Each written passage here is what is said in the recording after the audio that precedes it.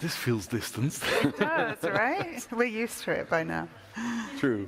Well, welcome, ladies and gentlemen, to the KPSRL 2022 annual conference Reimagining Social Contracts in the session Revising SSR towards a realistic approach in conflict-affected environments. And this session is organized by Cordaid, SIPRI and DCAF. My name is Ier van der Leijn. I lead the Peace Operations and Conflict Management work at the Stockholm International Peace Research Institute, SIPRI, and I'll try to moderate today. Before I continue with my introduction, I have some household comments for those participating remotely, which I'm actually going to skip because I can't see them on the screen anyway. Yeah, no, the four presenters are there, but they're more behind, let's say, that are also participating online. So I would also like to see welcome the audience that is actually participating online and that we can't see on screen here.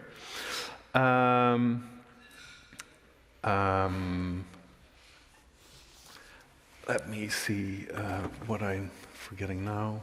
Oh, yeah.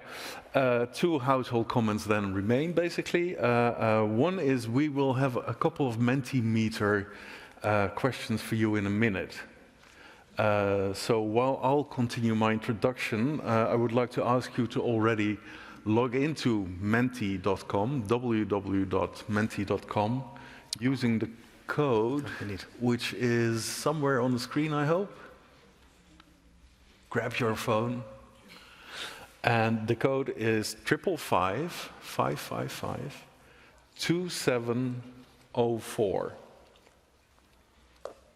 So while you're logging in, I'll continue, and then hopefully we will be able to ask you a couple of questions later on.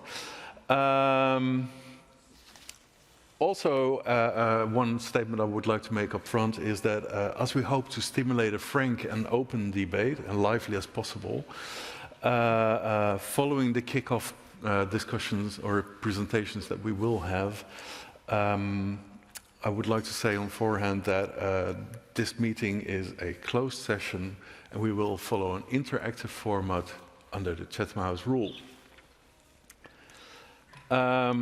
And then a little bit about the introduction of this session. The concept and implementation of security sector reform currently runs the risk of being synonymous to failure. Today's world is becoming increasingly complex. I mean, you should think of the increasing great power competition between Russia, US and China and so on, as well as the impact of non-traditional security challenges. Think of, say, terrorism, violent extremism, organized crime, and so on. Moreover, while SSR was originally introduced as a bridge between issues of governance, justice, and security, over the last decades, practice focused increasingly on security and technical assistance to countries with ongoing armed conflicts. This meeting is part of a series of meetings on security sector reform in ongoing armed conflict. We have been organizing several meetings already in different settings, including the Afrika Dag and also the Stockholm Forum on Peace and Development. And we've been discussing what works in ongoing armed conflict and what does not. And with these meetings, what we're actually aiming for is to introduce and reflect on new innovative approaches to SSR, to reflect on the role of international actors in SSR, and how to improve the processes and their involvement. And thirdly, to discuss how SSR principles can best be put into practice to maximize security outcomes, particularly for populations. Our aim is to set up a broader global dialogue process, so not only this meeting, but all meetings in total hopefully will lead to something bigger. that hopefully will contribute to a common understanding of how pragmatically to move forward the discussion on SSR in ongoing armed conflict, and assess the options for reinvigorating SSR, focusing on long-term commitments and realistic approaches. Our session today has 3 key questions, which should be on screen as well. Yeah. How can we be more realistic about SSR, about what SSR can achieve, particularly in environments with ongoing armed conflicts? What are pragmatic ways forward to work on SSR in environments of ongoing armed conflict? And how should SSR support local processes of change and help to improve security and stability for local populations? Now, before I introduce our distinguished speakers and reference, both here as well as online, I would first like to move to our Mentimeter exercise, set www.menti.com and the code 5552704. I hope that we were all able to log in. We will have 4 questions. And the first one is actually to test the sentiment in the room and online. And we will repeat this question also later at the end of the meeting.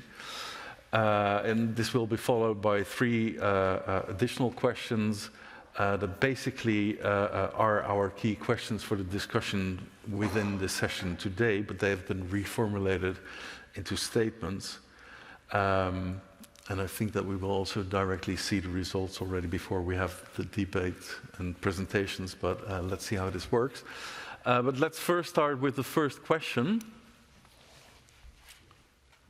What are the first words that come to mind when you think of SSR security sector reform?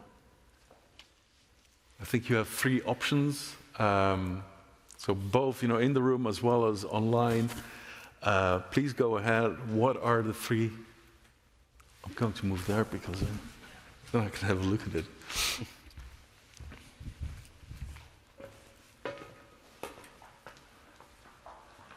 As people are entering their first words, accountability is one of the bigger ones. I see one challenging, futile was one. Transparency, human rights, dialogue, governance. The one in yellow is political, also a big one. Transparency. Well, accountability. It's some of them are the let's say the core principles of security sector reform: accountability, political, human rights, transparency. And some are more describing the challenges, I guess. Futile, it's the same sort of area. I don't really see the word success yet. Or, great contribution, very well working, etc. Okay. It's still coming in, but I think that we sort of get what we're getting here, and that's mainly actually the principles of SSR. And there's actually quite a good understanding already of what we're going to talk about today. That's great. We have a knowledgeable audience. Then, actually, you're also very well prepared for the 3 statements, and I would like to go to the next statement, or the first statement, actually. There are pragmatic ways to engage in SSR in countries with ongoing armed conflict. Do you agree or do you disagree? Based on your experience in the room, online?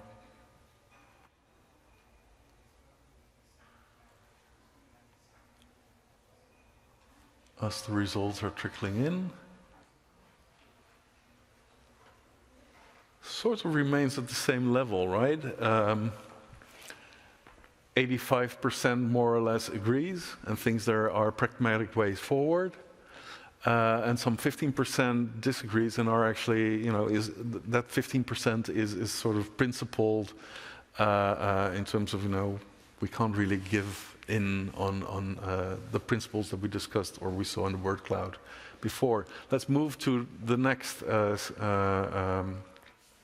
statement then. Principles underpinning the SSR concept, e.g. accountability, sustainability, gender sensitivity, etc., are less relevant in ongoing armed conflict contexts.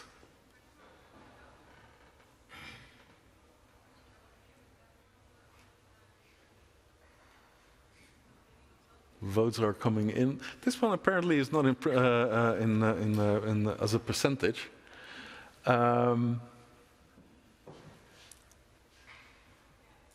But there are 3 people who agree. That's a very small minority. And a large group that disagrees. So I think that actually the majority of you all thinks that you can actually move forward in ongoing armed conflict. And at the same time, the principles remain important.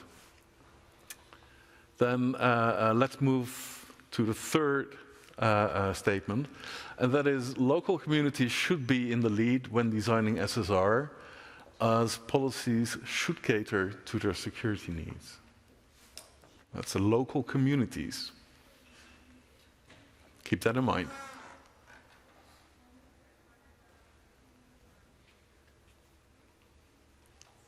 Local communities.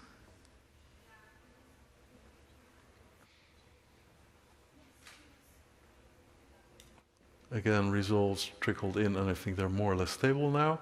That is actually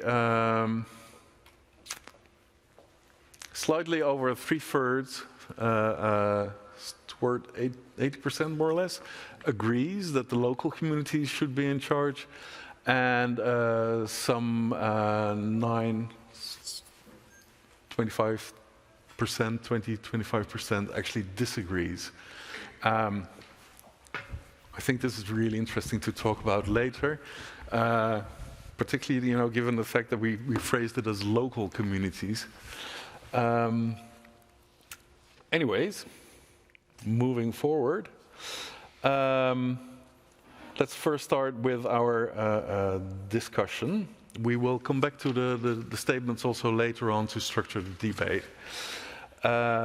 To kick off today's discussion, we will have a distinguished panel of 6. We will have 2 presenters, and we will have 4 referents. And hopefully, the inputs of these 6 people in combined will stimulate the necessary discussions. First, we will have 2 speakers who will each share in 7 minutes their thinking on a particular concept for SSR. The first one is Petra van Ooyen. She's online. She is the senior program officer and SSR expert at the Strategic Capacity Group, overseeing and managing their global portfolio of projects. Previously, she served as a country director in Tunisia, and she has held several positions, among others, in the UN support mission in Libya, UNSMIL, and the EU mission EUCAP Sahel Niger. She will elaborate on building block approaches in SSR. And then secondly, also online, is Victoria Walker. She is an assistant director at DCAF in Geneva, the Center for Security Sector Governance. And she's head of DCAF's International Security Sector Advisory Team, ISET. Her department has a portfolio of programs to increase the capacity of the international community to support security and justice reform processes. I think supporting various governments and also supported by the Dutch government, among others. Prior to joining DCAF, she held several positions, among others, in the EU-LEX mission in Kosovo and the EU Aceh monitoring mission, obviously in Aceh. She will focus on people-centered approaches to SSR. And then that will be followed by these two presentations, will be followed by 5-minute reflections by 4 referents, each from their own perspective and background. Our referents, welcome here physically as well. They will look particularly at questions such as, after listening to the presentations, the usefulness of the presented concepts, to what extent and how these have already been applied, for example, I can imagine, their experiences with the concepts or methods, including, of course, obstacles and lessons learned. And perhaps, I don't know, perhaps there are additional grand concepts that also deserve attention in the process of strengthening SSR in ongoing armed conflict. So they might also bring those up. So those 4 reflections will be delivered by first Samira Guide. She's online, currently Executive Director of the Hiral Institute in Mogadishu, Somalia. She's a regional and security analyst with extensive experience, I would say, particularly Somalia, advising, among others, the former Prime Minister of Somalia and AMISOM, the AU mission on SSR in Somalia. Again, online, Daniel Prins. He's the Director of Security Sector Reform at the United Nations in New York. Previously, he served as the Chief of the Conventional Arms Branch of the UN's Office for Disarmament Affairs in New York. And in a previous life, he was actually a diplomat for the Netherlands Ministry of Foreign Affairs.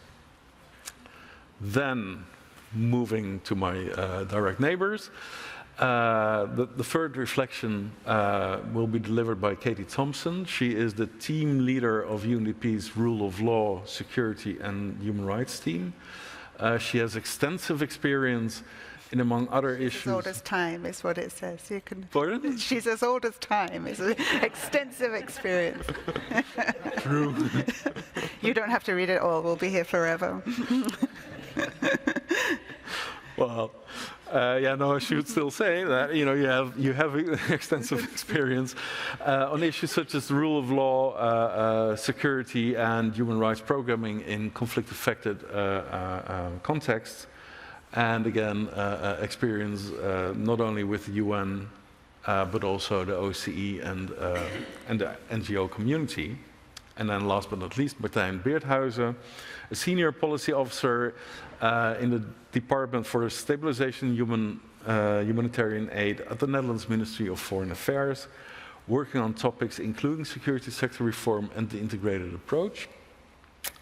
And prior to your current position, or his current position, he was, among others, placed in posted in the Dutch embassies in Islamabad and Juba. Well, after the 2 presentations and the 4 reflections, we will open up the floor to us, the broader audience, both physically here as well as online. But first, without further ado, I would actually like to invite Petra, who is online, for your presentation, in which you will elaborate more on the building block approaches that you've developed. Thank you, Yair. Can you hear me? Y'all hear me properly? Okay. Yeah, I see thumbs up, so please go ahead. Okay. Okay, thank you very much. Thank you for the introduction, Yair. And as you already mentioned, I work for a strategic capacity group, and this organization is actually trying to enhance the ability of our partners to build strategic security sector capacity worldwide. And we've done that in different countries, in different contexts. And it is clear that when we try to support that process, also related to security sector reform, it is quite challenging, not only in a more normal context, post-conflict context, but especially in situations of ongoing armed conflict. The environment is more complex. There are many different stakeholders, different levels, armed group actors, sometimes different governance. And what you see is that often donors focus indeed on that train and equip the technical assistance, as Yahir mentioned. And attention for governance and the political process are often forgotten. That means the focus is more on short-term interests and not on that long-term sustainability and the long-term impact.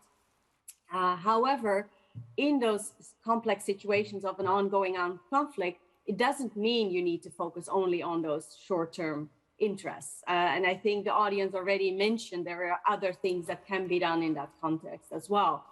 And there is a way to actually see how can you prepare the ground for future SSR, for example. That means looking at a kind of a pre-phase of SSR, perhaps, where you really look at the context, the different levels, national and local level, and you look at local processes of change to see how you can improve the security and stability for the population. You can do that by focusing on awareness creation, but also to build trust and build that foundation and a suitable environment for SSR.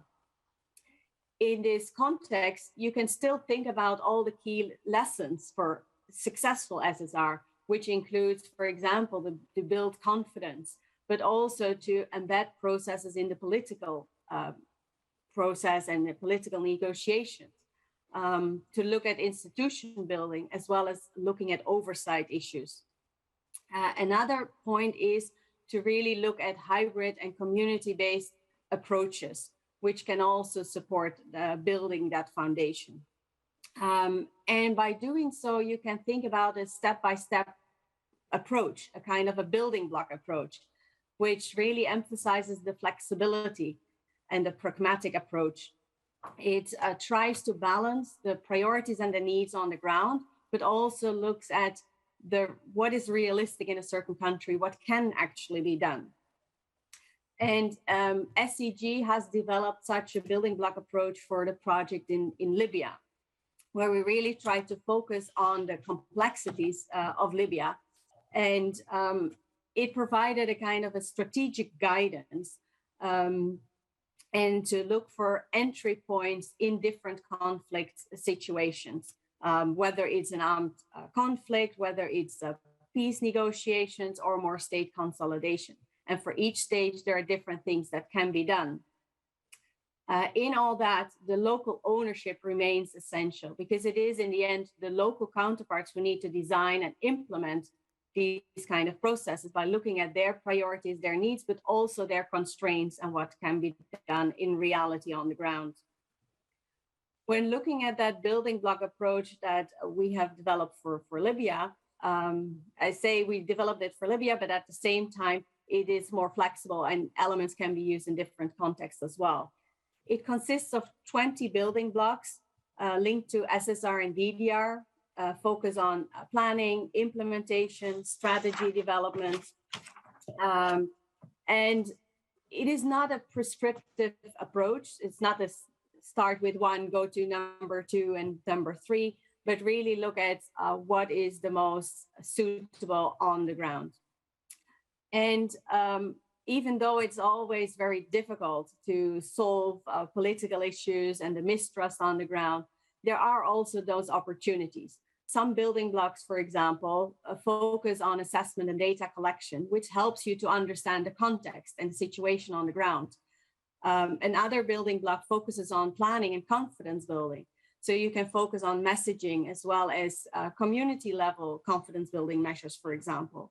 Another one focuses on community violence reduction, which also focuses on local security dialogues.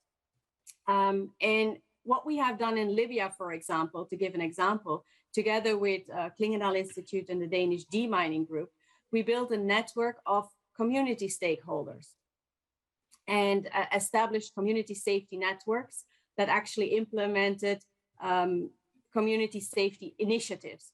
And that helped actually to empower the citizens and to improve the coordination between the local actors, but it also strengthened the trust between the community and the local security actors.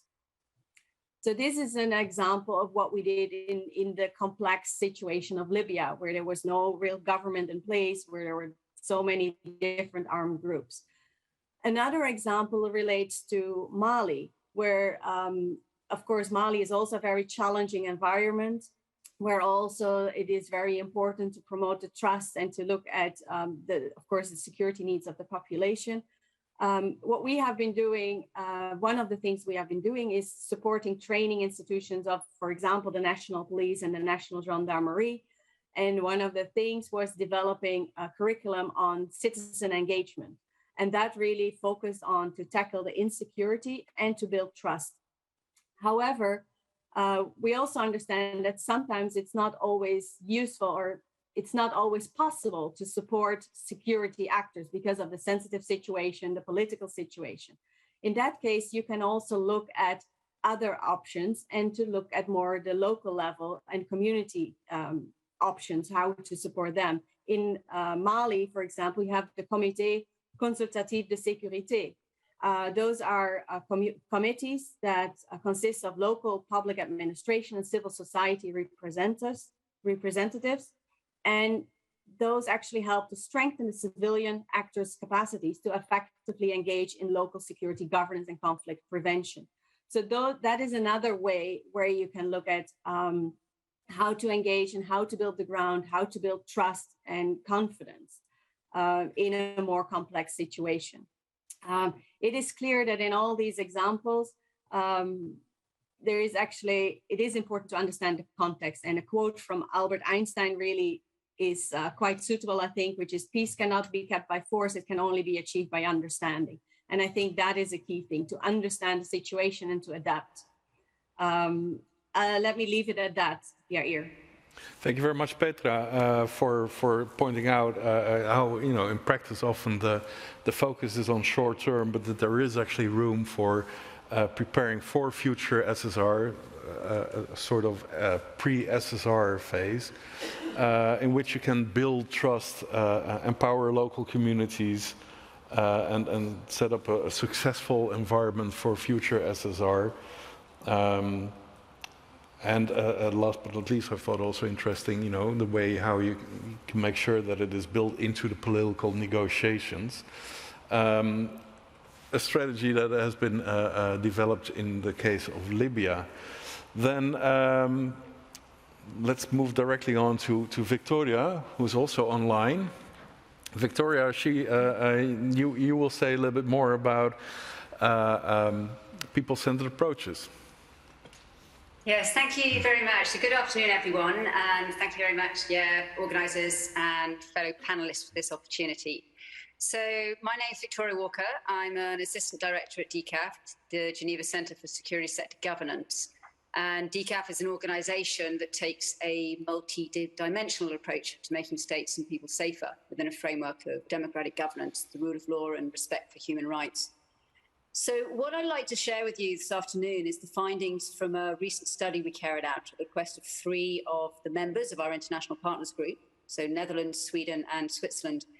And they asked us to develop the evidence base and build the case for better operational integration of people-centred approaches and security sector governance and reform, or SSGR. So the work that we did actually included country-level case studies in Mali, Burkina Faso, South Sudan and Somalia. And this then led to a people-centred justice and security reform programmatic framework, which included a theory of change, key outcomes, outputs, and also output indicators. So we finished this at the beginning of this year. So we are entering a stage of stress testing, if you like. So this is a great opportunity for us. So all inputs and comments welcome.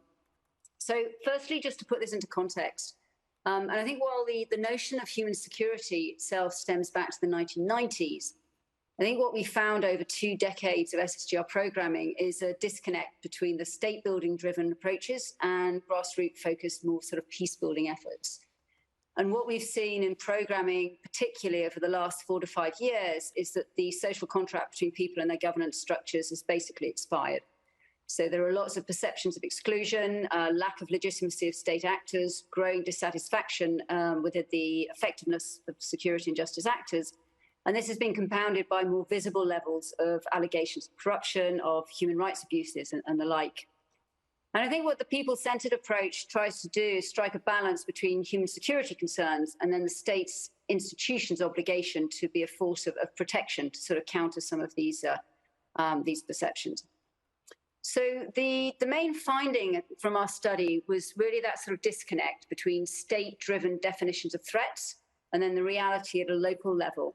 And even in countries where there are sort of high levels of conflict, and bearing in mind that it's never homogenous, but rather there's lots of sort of often differences across the country. If you start from the communities, you don't hear fears about terrorism, cybersecurity, or transnational organised crime, but rather what we heard was concerns that could be grouped into 4 categories.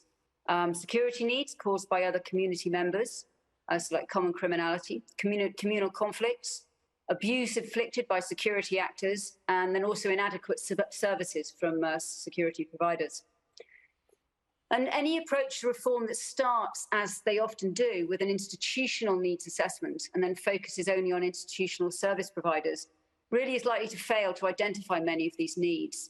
And this will result in a reform process that's basically dislocated from the population's realities and needs. And what we found was missing was a more proactive and community-oriented approach to service delivery, combined with socioeconomic solutions to tackle emerging threats. The second point was that a people-centred approach to SSGR really does require a focus on the social contract, on the relationship between the state and the people. And then prior to programming, it's really important to identify what that actually is or what it has been, and then proceed with an analysis of the social contract strengths and weaknesses. And then this should bear in mind that state mechanisms could be incomplete or could be ineffective and might actually be substituted with alternative governance mechanisms, non-state, customary, or even from armed opposition groups. But this exercise should provide an understanding of security and justice system actors' place in the overall framework of the social contracts. We're talking about very much about a system here. And then throughout the study, we were unable to locate a single donor-funded SSGR program that combined human security concerns and tried to tackle solutions that targeted state and non-state security and justice providers. They either focused on state actors or on grassroots peace building. So the third point, our report found that donor programming to better impact people's sense of security, their safety, and improve access to better livelihoods. The interventions needed to focus in an interconnected way on 3 levels. The first is sort of bottom-up, local-level empowerment of community members, along with champions from civil society.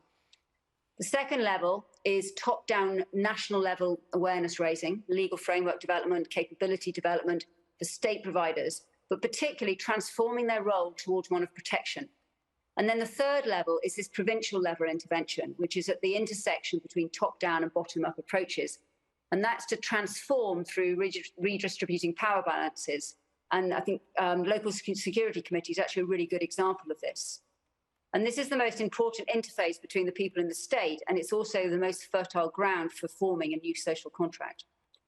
So what do international partners need to do better? Firstly, start with community-based assessments, map out people's needs, then map out the functions, roles, and real contributions of security and justice actors, without excluding non-state or informal actors. Second is donor coordination, joint advocacy plans to influence how national actors perceive people's security, building better adaptation strategies to ensure conflict and gender sensitivity in human rights-based programming, then to transform SSGR from a reactive to a preventative approach. And what we have seen, obviously, is SSGR programming really has been prioritizing engagements with quick and visible progress in conflict-affected settings, focusing on the sort of train and equip short term, which can be shown as effective in the immediate, but potentially catastrophic in the longer term. And this is all to the detriment of security sector governance, which does require flexibility and long-term engagement. So the people-centred approach here really allows you to address the underlying causes and prevent reoccurrence. And then taking a more comprehensive approach beyond the formal sector. Evidence from the case studies confirmed that drivers of political violence are not rooted in poverty, but in experiences of injustice, discrimination, corruption, and abuse by security forces. So we really need to challenge our assumptions that often lead to imposing external models, establish first which service providers are perceived to be legitimate and accountable, and remembering to look at national and local levels and state and non-state security providers. So I just want to finish up with some of the limitations that we found during the case studies, so things that actually minimum requirements that are probably needed. One is indeed actually a minimum level of stability. And this is really linked to the idea of having the space to transform mindsets from a war focus to a peace focus. The second one is a minimal level of awareness and capability in SSGR. And this is important so people can self-empower and know what they can demand. The third is a minimal level of trust between security actors and people for there to be a minimal level of consultation. Fourth is openness for program co-design to enable the development of programs that jointly respond to people's needs, but also allow for more systemic reform. And then the fifth is political will for positive change. And this is fundamental to any engagement. And people-centered approaches really do need to be anchored into national commitments to human security. So I'm going to leave it at that, but I'm very, very interested to get this, as I said, stress tested and see where we can take it from here. Thanks very much. Thank you very much, Victoria, for I think a very clear description actually of how practitioners and donors should move forward on how to better integrate people-centered approaches, including a theory of change. And I think also highlighting actually, the theme of today's conference, the importance of social contracts. The starting point, as you said, is community security needs. The contract, the social contract, is the core for SSR, and the focus should be beyond just the state actors. It should include bottom-up, also from non-state actors, and it should also be the level in between, between bottom-up and top-down. And a lot more, but I won't summarize that, because I think indeed it is time to get the reflections now from the reference and stress test both concepts. And I would like to start first with Samira, who is online from calling in from Mogadishu. Samira, from the ground, what are your first thoughts? One thing I would like to ask reference to stick to the 5 minutes, just to make sure that we have ample time also for the discussion. Samira, the floor is yours. Thank you so much. I'm glad to be joining you and giving my reflections. I'm struck by how both the different aspects in the presentation struck a chord, and they resonated with the SSR approaches in Somalia at the moment.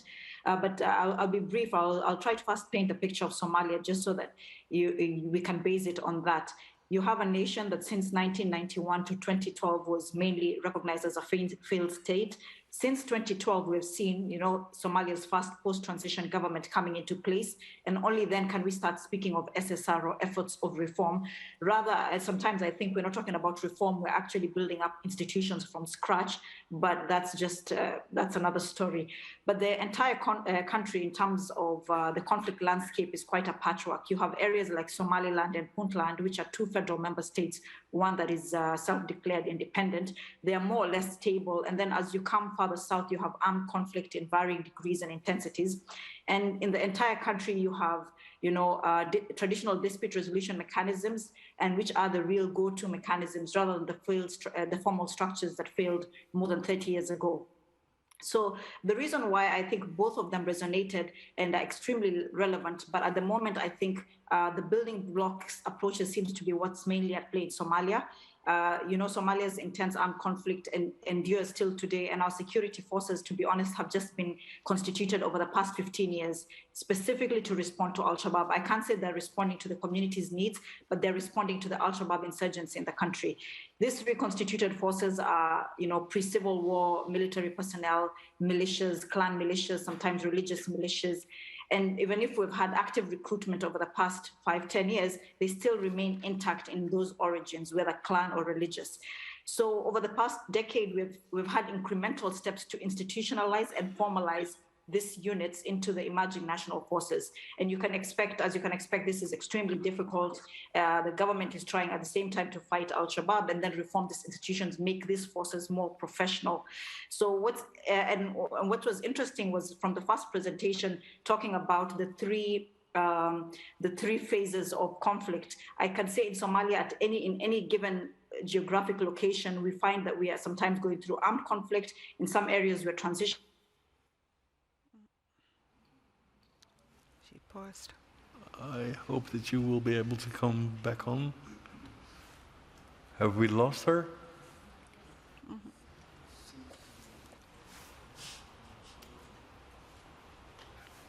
That is a great pity. Yeah, move. Let's, hopefully we'll be able to go back to her at a later point. But in the meantime, may I ask? She's back. Samira? No, okay.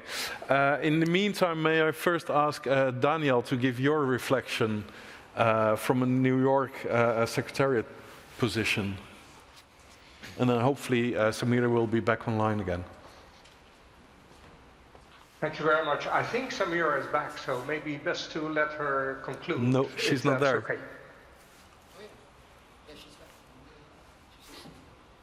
Well, she's not here. Should I switch off my video? Maybe that will help. Oh, you're back. Okay, yeah. In that case, please continue, but then without video, sure. Let me try switching off my video. So I just wanted to say, when we're looking at SSR in Somalia, we've really focused on affordable and accountable rather than effective. And this is because the resources that we're using to reconstitute our forces are sometimes not our own. They're international partners for resources. So we see that this majority of SSR initiatives are led by these external actors, and they emphasize technical and monetary issues over political ones. So this is really the situation on the ground. As for the people-centered approach, I think this is what we really hear from the public. They're constantly asking for, an approach to security sector reform that responds to their issues. This is why they seek traditional justice systems. This is why they're going to Al-Shabaab to seek justice. But it's not really, to be honest, the subject of the SSR efforts we're currently engaged in on the ground. So in conclusion, I just want to say that SSR in our capacity stretched environment requires two key ingredients, which is hands-on support and political will. These two are not always readily available.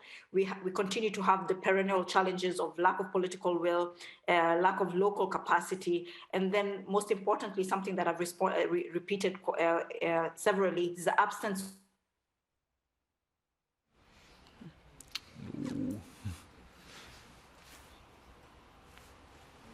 Let me just summarize what we have so far, and then maybe she can come back later in the discussion as well.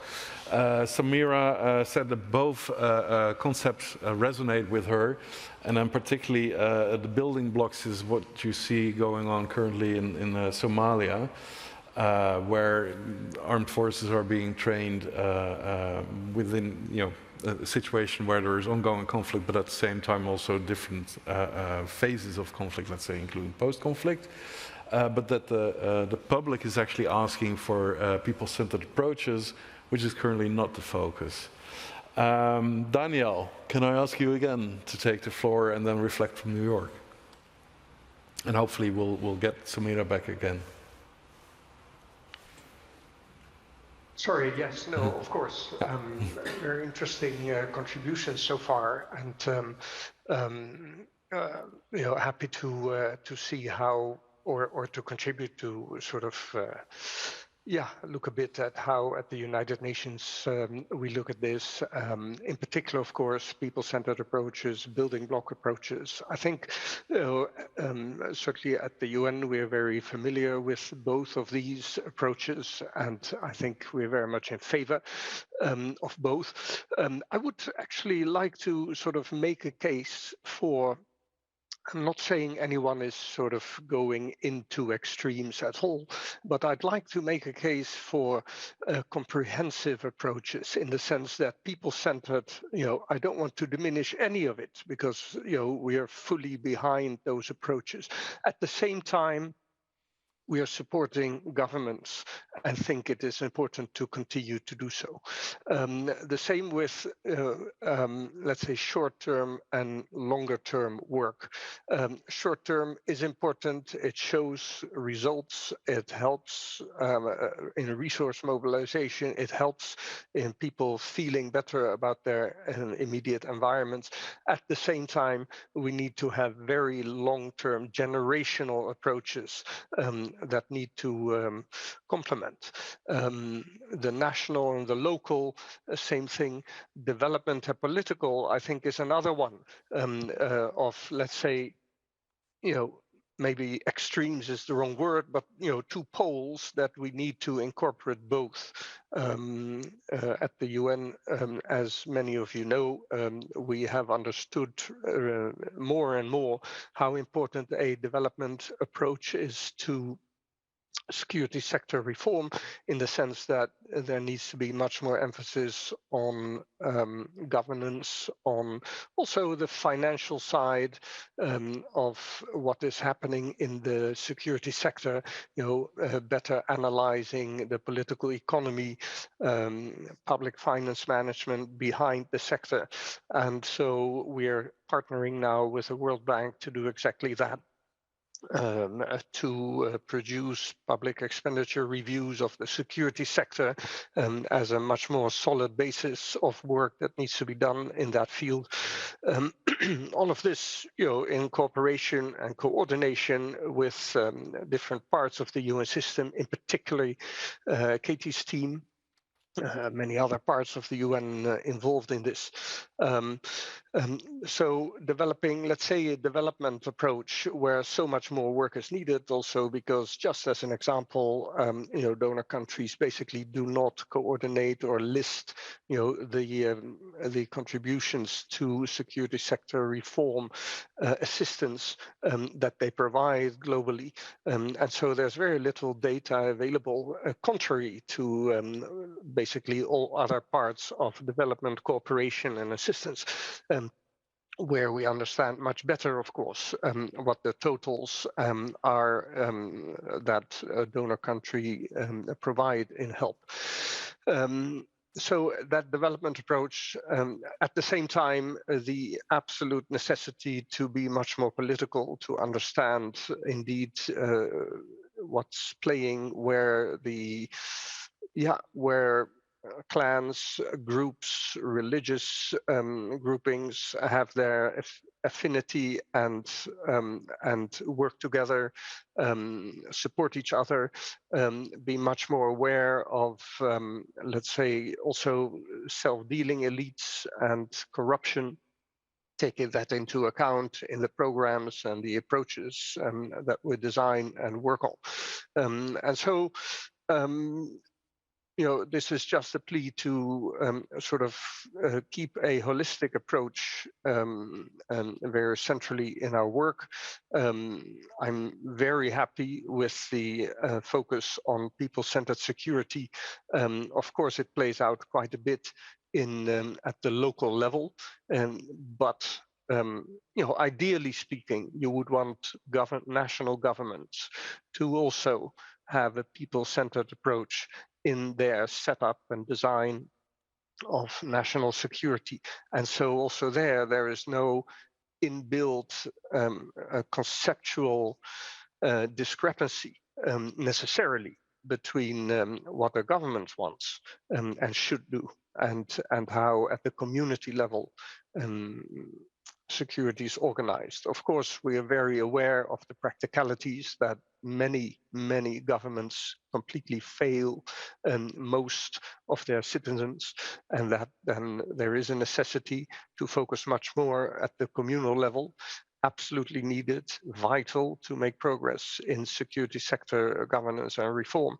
But at the same time, we'll need to continue to work with governments to improve them also and those levels towards a true people-centered security approach. And just maybe one last point, certainly also not as criticism, but just to say, if you do anywhere in the world, in the global north or the global south, if you do, questionnaires or you try to gauge what people's feeling of security is about, you will often sort of not get towards the parts of national security and also what in the end is people's security that are not sort of experienced on a day-to-day level. Stuff like cybersecurity, climate security are difficult to sort of elicit out of such surveys. And at the same time, they are real issues that need to be worked on, not only for national institutions to thrive and continue to exist, but also in the end for people's security. And so, yeah, that's just a few sort of scattered observations on how important from our point of view it is to holistically keep attention on both the national, regional, and certainly also local approaches to security. Thanks. Thank you very much, Daniel. On surveys, the researcher in me immediately feels that in that case, if you don't get those results out, then the questionnaires were probably not right. So we should actually look at those questionnaires. But I think thank you for pointing out. I think it's the inherent tension also between people-centered approaches and the primacy of politics that every other report by the Secretary General, at least talks about. We had our online presentations. We're now moving here more physically, actually. Next to me, Katie. Please go ahead with your reflections. Thank you. Thanks to everybody for being here. Thanks to the colleagues online and KPSRL and Cordaid for organizing this event. I'm very sorry for the people who are online because they're not able to see the socks of the guys sitting next to me, which I have been appreciating, as this is one of the first panels that I've been on live since the end of the pandemic. Thank you, Megan. Please get a picture of those socks. I'm rather ashamed of mine now that we're, so I'm going to go out and go shopping later, so we can do a poll on those. Anyway, sorry for those of you who can't see it, but they really put thought into it, which I appreciate. Now, back to SSR. I was given two guiding questions, and I'll try and stick to those for fear of being disciplined by the facilitator. And I was asked to confirm that the concept of people-centered approach, of whether these concepts were appropriate for our work or whether we use them. And the way that was presented to me was, are people-centered approaches to SSR useful to a UNDP in our work? And my answer, because I'm a pedant, was, well, no, because we reject the concept of SSR, actually. We talk about people-centered security. We're not generally talking about people-centered SSR. So, and Chatham House rules, so we can have an intellectual conversation around why we may say this and why the Secretary General's report may say something else. But I'm going to throw a few complicated thoughts out there. So, I mean, when one thinks about the reality of what SSR is and all of the epistemology that we try and build up and theorize around it, I mean, obviously, in the real world, when we're talking about SSR, we're generally talking about doing that in the global south or in the developing world. And we are generally, and I can't quite see everybody here, but we're generally practitioners from the global north. And this is a problematic that is inherent in development engagement and inherent in working in international aid.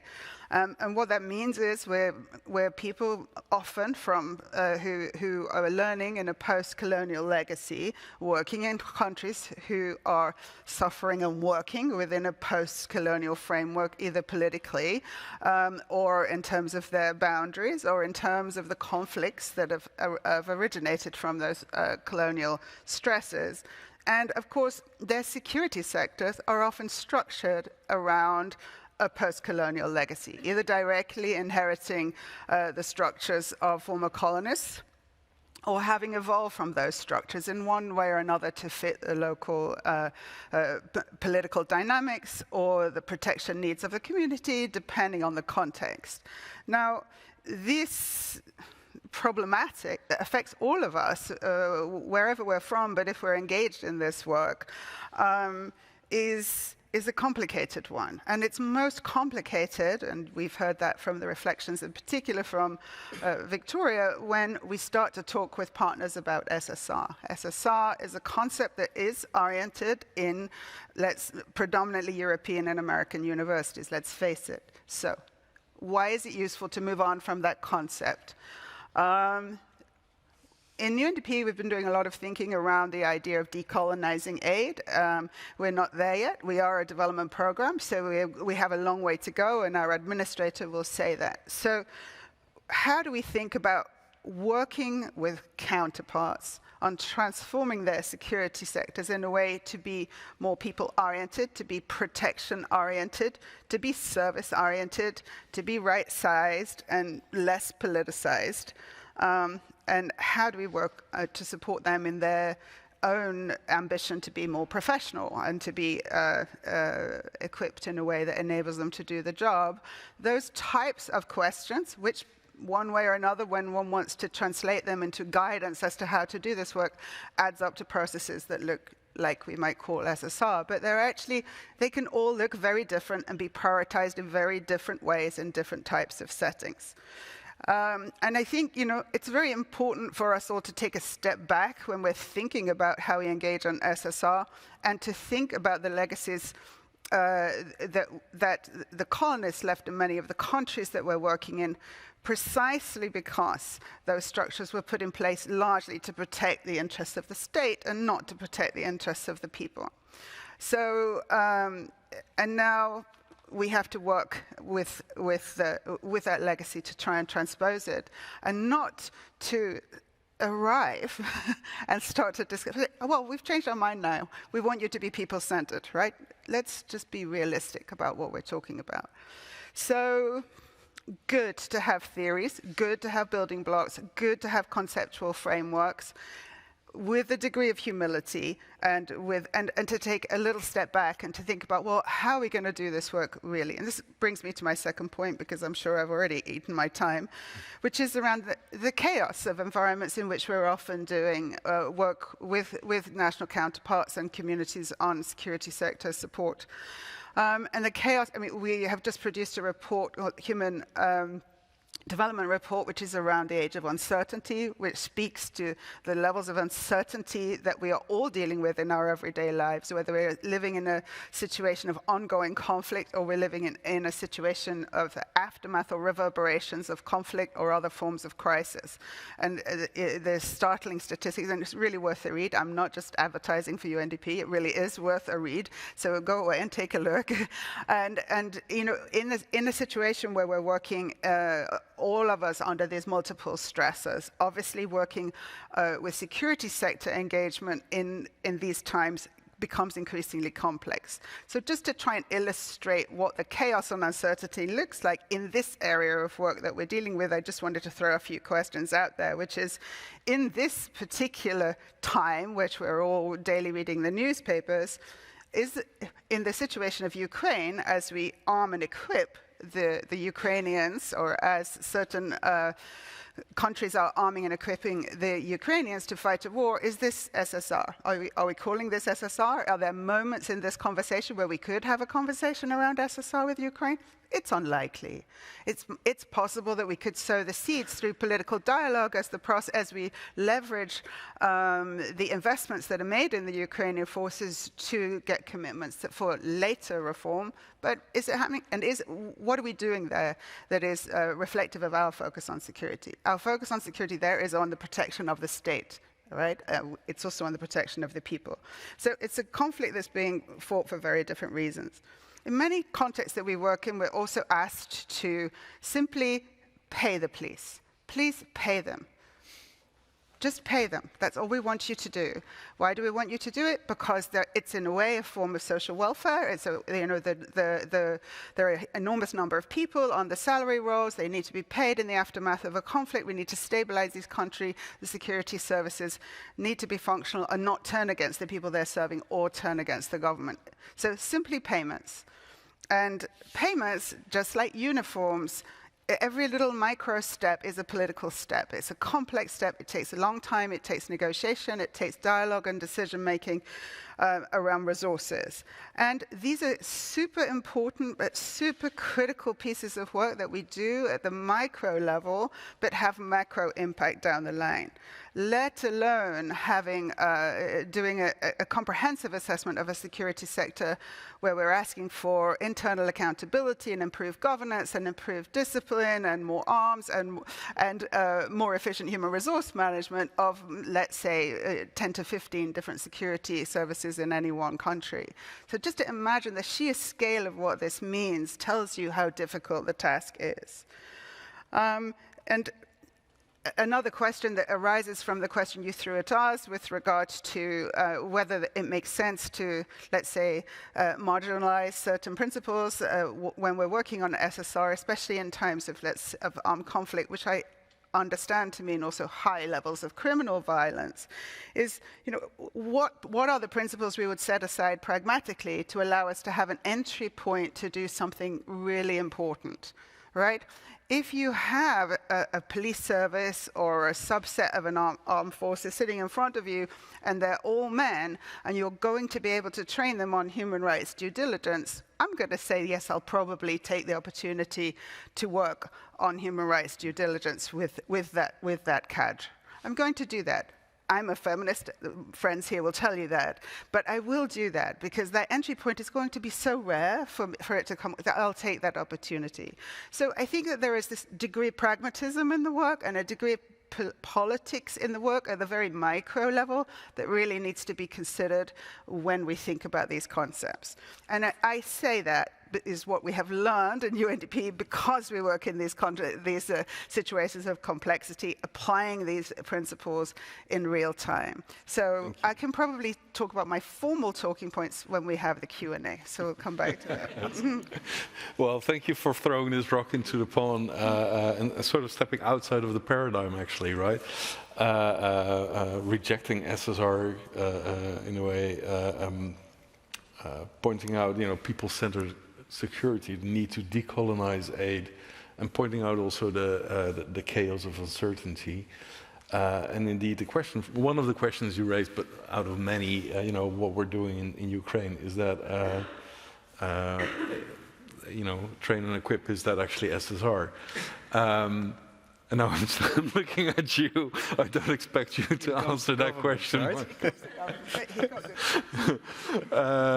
But you have your moment also well for reflection from your position. Yeah, I'm in luck that it's actually Chatham House rules here, so I don't have to stick to my governmental position. It's always a choice when you're representing a government or a donor if you talk first or last.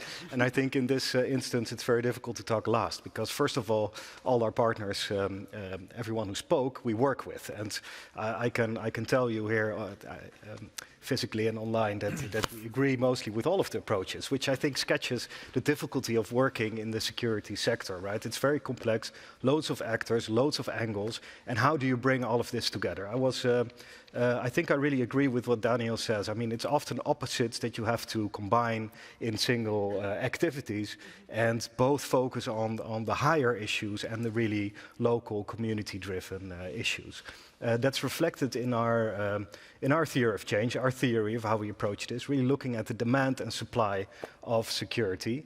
And that's where the study of DCAF really resonates, that interface, where those two meet. And from my practical experience, but also what I see with many partners, is that interface is rarely addressed. It's often from the top down or from the bottom up. But where those two meet, that is where the social contract, the issue we're talking about in this conference, where it's built, where trust is built, and where you find a modality where both institutions react to the needs of their people, and people begin to understand and trust the need for security providers, which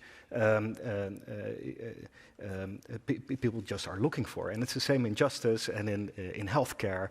And in that way, I really agree also with the speakers that in somewhere along the line, the security sector has become this sensitive issue where we're not really allowed to be open about or talk about. While in essence, the issues that you mentioned, Katie, payroll, pension, good recruitment, but also just policies. What is your role? What is expected from you? Are all issues that are the same for a teacher or a doctor or any other government service. So I think there's really to be slightly more radical to break down that wall. And if you ask, is Ukraine an SSR activity? I think absolutely. And what we're forgetting, and it's not in the discourse, is having that conversation on security sector governance together. And it is extremely difficult, like any conversation in the security sector, but it's needed. You need to have this governance discussion front and center, and we're not doing it. And I'm looking critically at our own government too here, because you know, it's difficult. It's much easier to send rockets and guns and uniforms rather than have a thorough conversation, look at the Afghanistan context, for example, on what can a country actually do themselves and what is needed, and lose all your own perspectives. And it's very difficult. So I also agree with not using security sector reform anymore. Reform in itself says the other party that you are going to reform something, but maybe it's not even needed. Maybe you just need to strengthen current things that are working very well. Now, that would be my contribution, really short. I'm happy to talk with all of you on these issues, and really curious about the questions. But core for me is indeed this: put governance central, but take this people-centered approach. We're not doing it to protect a state. We're there to have a state protect their people and the interests of their people. And that is, I think, what should be front and center all the time. And me, from a development directorate, has some internal lobbying and advocacy to do there as well. But there we can join hands, I think, all of us. Thank you very much, Martijn. Well, I think we just dropped one of the main, or actually the main topic of our session, security sector reform, as you know, something that we should actually not use anymore. We have 20 minutes left for the discussion, and we had our earlier statements that we posed to you, and I still, despite of everything, I want to use those to actually structure the discussion. And the first one was about what can we do? Can we still go on in ongoing armed conflict? I think actually everyone from the panel agreed that there are still pragmatic things to do.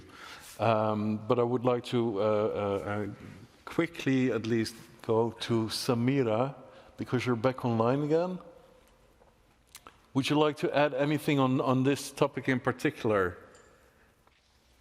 Would you agree with Katie that actually, supporting the government as it is, do you feel that colonial perspective there? Thank you. Let's try again. Let me see if my internet will hold. I do agree. As I mentioned in my presentation, most of the reform efforts that you see on the ground are usually externally led, and for the reasons of financial management, donors want to be sure that their taxpayers' money are being spent in the correct way, and all of these other issues.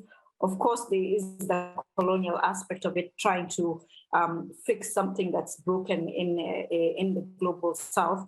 But I would just like to say that we have seen in Somalia, this initiative, the SSR initiative during our time in 2017 was locally led. There was political will from the government. But the social contract, I think that we were talking about, the reason why there's conflict in Somalia, those underlying issues are not being solved, and they are the different leaders so that you can really have, security forces that are acceptable.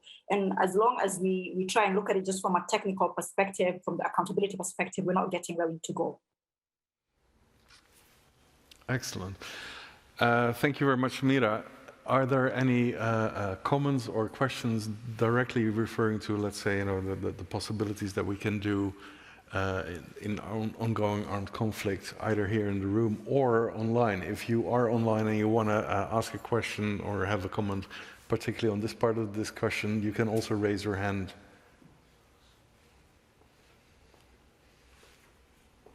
Yeah? No?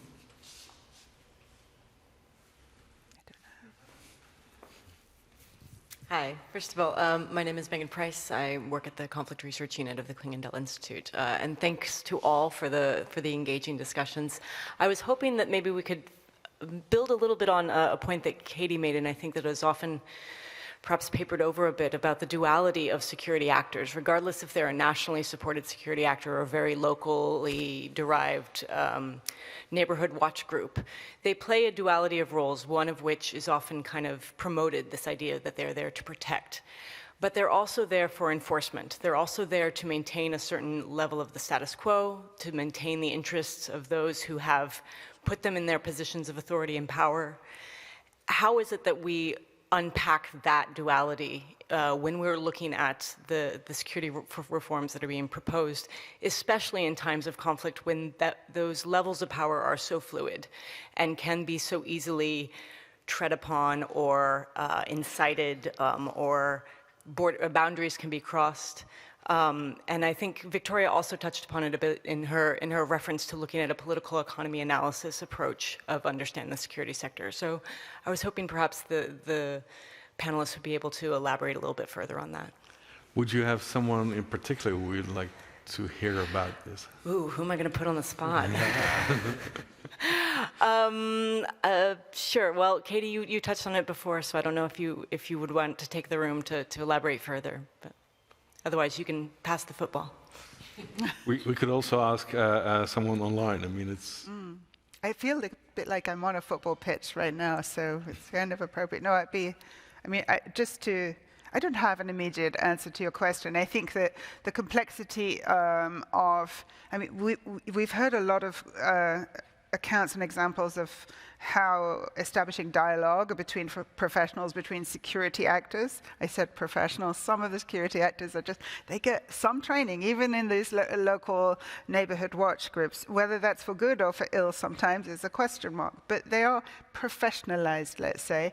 But our focus is really on going as local as possible. Our focus is on establishing dialogue groups between communities and the people, providing security. And we have hit some complex barriers around the legitimate or otherwise nature of some of those security providers. But in the sense of looking at whether one can provide protection in the immediate term, the research, the understanding of security needs, the demand on the security services, and the dialogue processes that can be established at local level can address some of those immediate questions of legitimacy. Now, and in countries like Yemen, like Guatemala, like South Sudan, that's the type of work that we have done. Now, whether there is a causality between that type of work and a larger scale reform, for me, is still an open question. Now, obviously, and I think it's the type of work, the larger scale reform or the top-down, the work at institutional level to start to rationalize and right-size and professionalize security services as a whole is a different question. And I'm not wholly convinced we can always make sure that there is that connection in place. And, it's possible that one can focus on protection and community-facing dialogue whilst not necessarily achieving that long-term reform. And South Sudan is really a good example of that, how we really worked hard at community level, but we did not solve the fissures at national level. So I don't, tough question, so in the end, about how one can achieve full-scale reform. Thank you. Victoria wanted to chip in. Can I ask, try to stick to, let's say, 1 minute. Petra would also like to answer as well, I think, and, coming from her building block perspective, she might have an answer as well. So 1 minute only, and then we move to the next bit as well. Yeah, definitely. So, no, I think Megan's actually touched on a really important issue around what in effect is, is around the sort of the politics of support. And I think, I think it's important to remember that, when security actors are strengthened, in effect, what you're also doing is strengthening the capacities that the person holding the decision-making position on security, on the use of those security forces, they end up having more that they can bargain with, more that they can use, in effect, to sort of wield further power. So I think, so it's really important that even, at whatever level we're going in, and providing support, we need to sort of take this political lens. It's not just sort of at the, the sort of high up state level, but even all the way down. To understand, what is that impact? What is that increased capacity going to potentially do to the dynamics on the ground? The other thing I would example I would say that I think is useful is, again, taking this holistic approach. What we saw in Burkina Faso, actually from a different engagement, was building up the capacities of things like the Provost Marshal, who would then accompany the security actors when they went out to on operations, and that provided a degree of sort of preventative accountability. So I think it's important to sort of think, who else can be these sort of accountability actors to be there to sort of minimise the adverse effects of security actors playing that protection approach. Maybe just leave it there then. Thanks. Thank you. Petra, how would you deal with these non-state actors basically in your building block approach? Well, I wanted to add actually a little bit more of the complexity as well, because I mentioned that we developed that building block approach for Libya. And in Libya, of course, you have all those different armed group actors.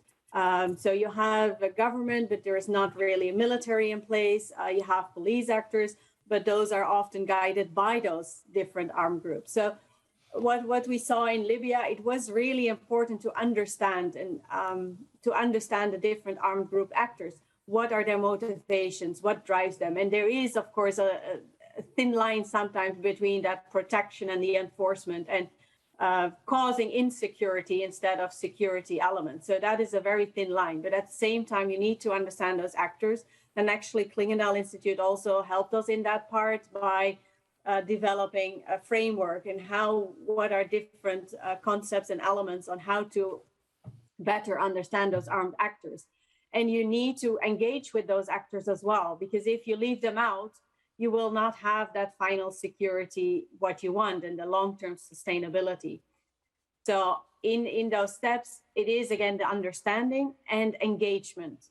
And that might not be the easy solution. Even the building blocks will not help find an easy solution, but it is related to those elements. And that is what we saw in Libya in particular. Let's leave it at that. And then moving on to the next statement on principles. We already heard Katie saying, I don't really care, you have to be pragmatic here. At the same time... That's being provocative. Yeah, actually, I was expecting Victoria to raise her hand and say, well, no, you shouldn't. But I also heard Martijn already say, well, what is missing in this is, we're training and equipping, and at the same time, we're sort of forgetting accountability. Are we all then agreeing that we should, but yeah, we should actually not forget and ignore these principles, but at the same time, it's happening all the time. So maybe, we don't care much.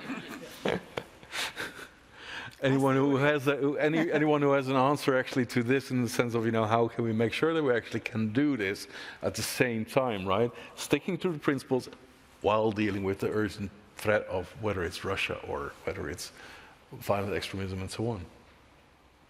Who has an answer? No one. No, I have a question online that I would like to ask, but maybe that's more. Yeah. Okay. Well, a quick one. Yeah. So Lorraine online asked a question which I think is really good and interesting. So she asks if you can speak of efforts to include youth population in design and evaluation of SSR processes. I think that is actually the third statement when we talk about, well, more the practical stuff. But maybe some examples can be given of how youth or the young population in conflict-affected contexts are included in both the design and the evaluation of SSR. Can we quickly also see the third statement, and then I'll include it. Meanwhile, people can think of this right. other question as well. So ask your question. You still wanna? I mean, you read my question, Okay. but I think it's, sorry. Yeah, maybe you want to elaborate. Just to elaborate, and I think I recognize it doesn't, hi, sorry, I'm Lorraine. I recognize it doesn't really fit exactly into this theme that we have on the screen, but it's actually quite relevant also with the set of principles we mentioned. I don't see youth participation in there, but you also gave really interesting insights in terms of decolonizing SSR and making it more locally relevant, people-centered approaches. So I'm curious, sorry Katie, I'm looking at you, but I'm actually asking anyone on the panel whether there's space in your works for involving young people and youth population in the design and implementation of those, and if not, why, and if yes, if you have any good examples to share. And I want to actually combine it to actually make it even more complicated, because with the third statement, we're talking also about local communities should be in the lead, so youth should be there, everyone actually, except for more or less the state. And at the same time, all these people there at the table leading the process, that's a very chaotic situation. Whereas, looking just at Martijn, for example, you prefer to actually have one recipient of donor money who is actually going to do things, or, it's way too complex actually to do this. So, how to then pragmatically get all these voices in? Surveys only won't work, I guess. Martijn is looking at me already like I have the answer. So no. I don't have answers to this. It's another very complex question. But of course, it's super important that any party is included in these type of processes. So inclusiveness means being inclusive to anyone who's out there. And I think that is sort of the core of these processes, and also security sector process. It needs to be an inclusive process where conflict can exist, but where you have mechanisms that prevent these conflicts from going violent. And if there are youth issues that need to be solved, either in whatever aspect, you need to have a process that is inclusive enough to get to a policy solution which works locally. I'm not there. I won't step in, and you also won't, probably, Katie, or anyone online, and telling someone this is going to be how you have to solve this. No, but create this inclusive process, an accountable process, transparent process, basically the principles of your second statement. But it's not easy. Yeah. But for examples where it works, I'm looking to our colleagues on screen. I'll look at Victoria, who also raised her hand, and maybe she has examples of where actually it worked in terms of inclusivity. No, thanks very much. I mean, I just wanted to make a few comments that I think, really sort of help on this. I mean, the first one is, I think the fact you've now got, increasing sort of youth ambassadors that are brought, as part of the AU, there's much more sort of a high level push to make sure that these voices are recognized and brought to the table at a sort of very senior level, which is where you can start influencing if you like, sort of creating the political space back in member state countries to open up, space for voices to come forward. So I think that's a very important initiative. And obviously there's the the office as well at the within the UN that was set up, and I think these are really important elements to take on board. The second area is around the way in which we communicate. There was a really interesting comment in one of the opening sessions at the KPAC conference today, where one of your speakers gave an example where everybody keeps saying that it's really difficult to talk to youth and get their views, and actually youth is like, no, it's not. You're just not doing it right. So it's really understanding how we can reach out, getting better at sort of at understanding social media, about how to sort of get that connection, how to open up different communication channels, and making sure that they're connected into influencing policy. The other element is, of course, remembering that in many countries, the percentage of youth is incredibly high, and you've got youth both as people who experience insecurity, but obviously also have a sort of strong role potentially in those who are perpetrators of insecurity as well. So I think that it's very important to sort of look at the sort of holistic approach of understanding, and there's probably quite a lot that can be learned from the work that's being done on preventing violent extremism, and how to actually sort of get those voices of youth integrated into sort of programming, design, and into sort of policy decisions. Because I think there's been quite a lot of progress done around that on the PVE side. Okay. Leave it at that. Thanks. Thank you very much. Samira, you're still there, right? Can I ask you for your last view on inclusivity and the perspective from Somalia, how you have tried to arrange that? Thank you so much. I would just like to say, it still feels a bit theoretical the way we're speaking about it. The realities on the ground is that you have clan-allied militias, forces that you're constantly trying to dismantle into an integrated force. And this has been 15 years in, we're still having that challenge. And we've not really had, other than, the special forces that are constituted by, let's say, the Americans or the Turkish, we have not had success at integrated forces. And so in terms of inclusivity, what we're seeing is what's most effective is when forces are locally acceptable. And locally acceptable, I mean, they come from the clans with which they're supporting or they originate from. That's because the wider, conflicts have not been resolved. So it's harder to, take either integrated forces or other clan forces to those areas. So I think it's still at the moment far off from where we want to be. Thank you, Samira. Actually, unfortunately, time is up. Although we had a lively discussion, I think there's so much more to actually discuss. Looking at the hand raised, but also everyone in the room who should have had the ability to say something. Unfortunately, we have to stop here. I think there is still much more to be discussed. That's actually also why what we try to do with these meetings is continue a dialogue and set up a further dialogue on how to move. Well, no longer SSR, but then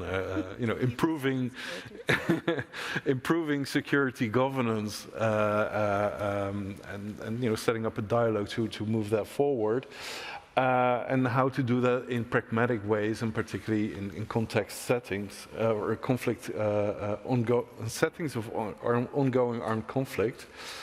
So I hope that we will be able to keep you all involved in this.